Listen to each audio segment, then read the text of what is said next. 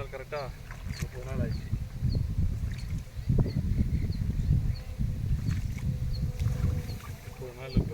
இப்போ தான் கோணா விட்டர் எடுத்துட்டு களத்தை வச்சுட்டு புண்ணாக்கு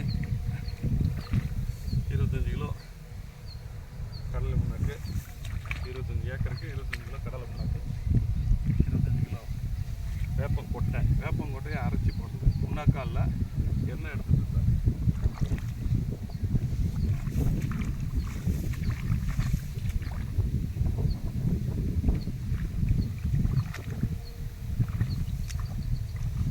தோலை நல்லா முழங்கா பயிர் வந்துச்சு.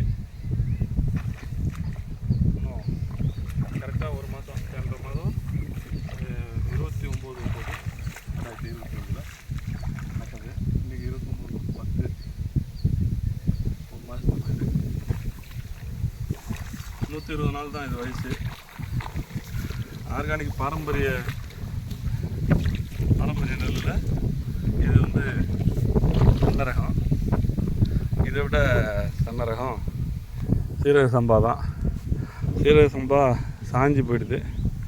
அதனால் இதெல்லாம் இப்போ கொஞ்சம் பெருவாரியாக நடுறாங்க. சாப்பாட்டுக்கு எல்லா பகுதிக்கும் ஏற்ற அரிசியாக இருக்குது. சாதமும் நல்லாயிருக்கும். இது எங்களுது வந்து கூடுதல் சிறப்பு என்னென்னா, காவேரி தண்ணி வீராண ஏரியிலேருந்து வர்ற பாசனம் தண்ணி எங்களுக்கு. அதனால் சாதம்லாம் காலையில் வடித்தாலும் நைட்டு வந்து நல்லாயிருக்கும். நிறையா பேர் வாங்கினவங்க சொல்கிறது, நாங்களும் அதுதான் சாப்பிட்டுட்ருக்கோம்.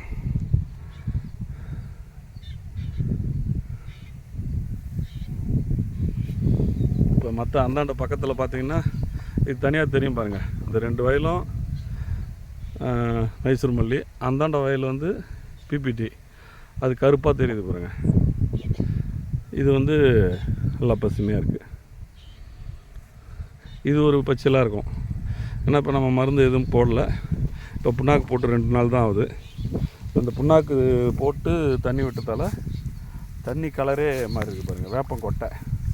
வேப்பங்கொட்டை வந்து அந்த அப்படி தண்ணி கலரே மாறி இருக்குது.